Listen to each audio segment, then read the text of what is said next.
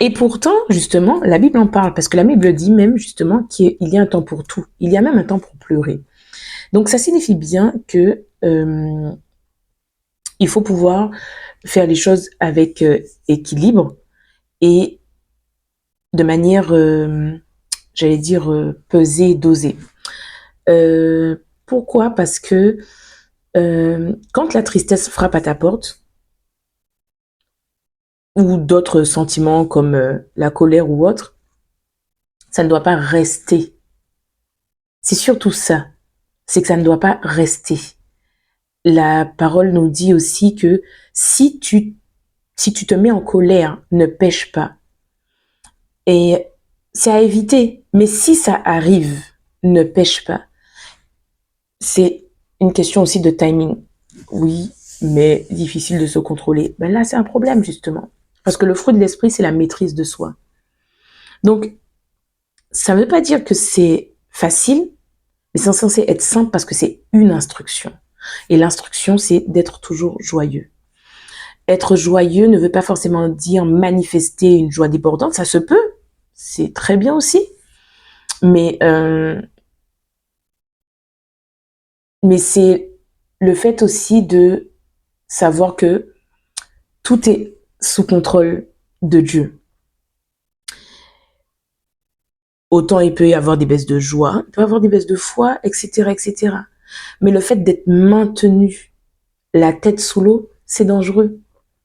Et donc, on pourra chercher toutes les excuses du monde en se disant que ce n'est pas simple.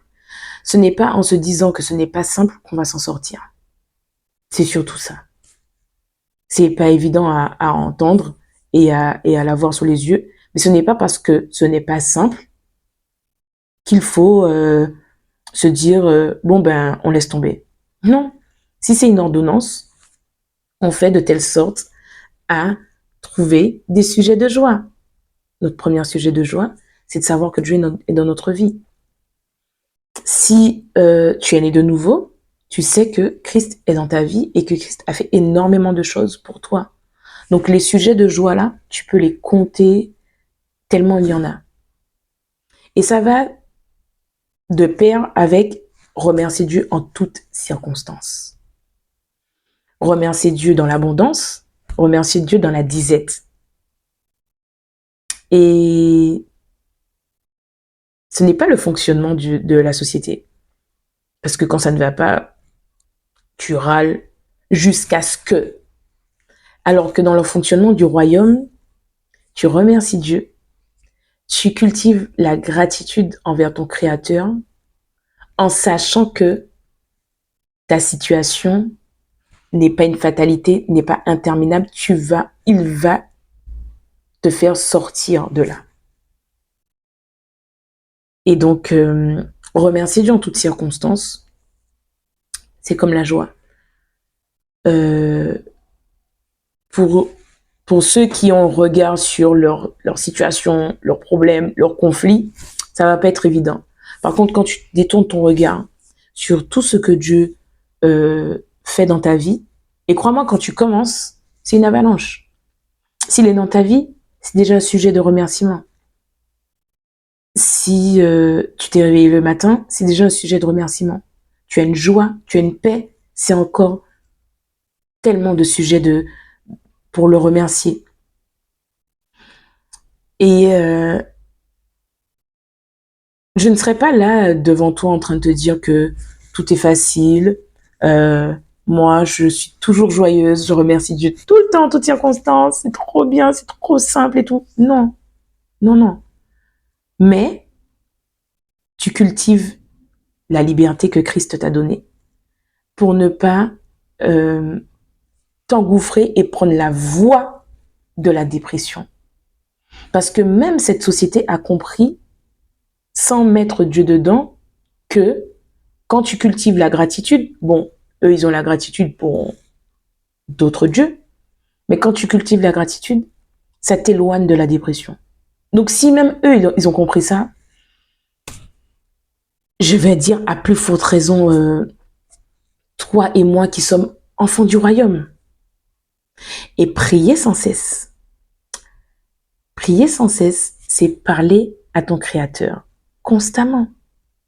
Ce n'est pas juste le matin, ce n'est pas juste le soir, mais c'est peut-être que lui, il a prévu un menu, un repas que tu devrais faire aujourd'hui plutôt que ce que tu avais prévu.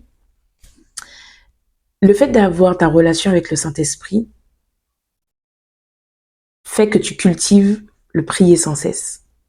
Il y a différents types de prières. Il y a le cœur à cœur, il y a la déclaration, il y a d'autres types de prières. Mais le fait de cultiver sa relation avec le Saint-Esprit, de lui parler, tu es en train de prier.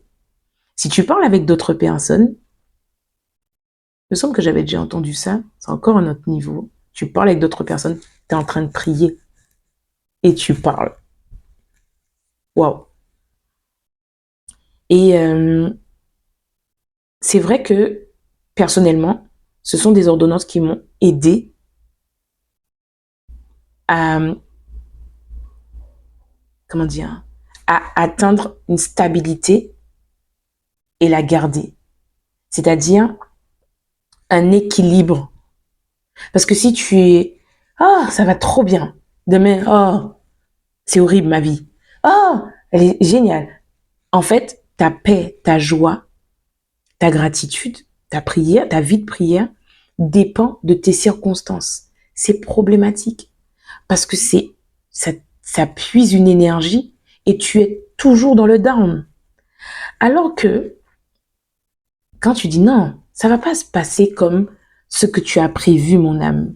Ça va se passer comme Dieu a prévu, comme la parole dit. Et la parole dit que j'ai toujours un sujet de joie, parce que la joie de Dieu, c'est mon sujet de joie. Et notre Dieu, c'est l'Éternel qui est stable, qui est sans ombre de variation. Tout pour nous montrer que, à l'image de notre Seigneur Jésus, on doit se rapprocher de cet équilibre, de cette maîtrise de soi, de cette stabilité. Et pour ça, tu dois déjà voir, repérer là où tu manques de maîtrise de soi. Là où, bon, cette situation-là, elle me fait perdre ma joie. Le nombre de fois où, par exemple, avec quand je vais par exemple chercher mes enfants à l'école,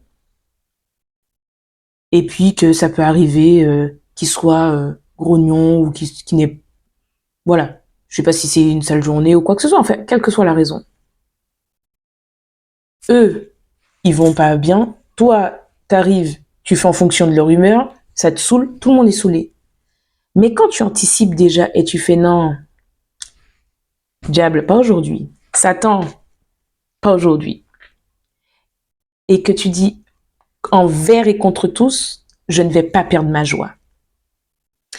Tu prends la situation autrement, tu vas faire de telle sorte à prendre la situation autrement. Ils vont être ronchons, c'est pas grave, ça va couler. Ils voudront si ou telle chose, c'est pas grave, ça coule. Je t'assure que la situation, elle change direct. Elle change direct. Alors que quand tu fais effet boule de neige, tout le monde perd sa joie, tout le monde est saoulé au bout de sa vie, et ça met une ambiance pas possible. Tu comprends le soyez toujours joyeux? Ça veut dire que c'est toi qui installes l'atmosphère. C'est toi qui laisses le Saint-Esprit imposer ce qu'il doit avoir comme atmosphère. La joie, la paix ici. La gratitude, la prière ici. Et ça se travaille. Et comme dans tout process de travail, ce ne sera pas toujours parfait. Mais quand tu as un objectif, tu tombes, tu te relèves. Tu tombes, tu te relèves. Et tu te relèves dans la victoire. Tu as un objectif. Ne perds pas cet objectif de vue. Dans la régularité et dans la constance. Moi, je te dis,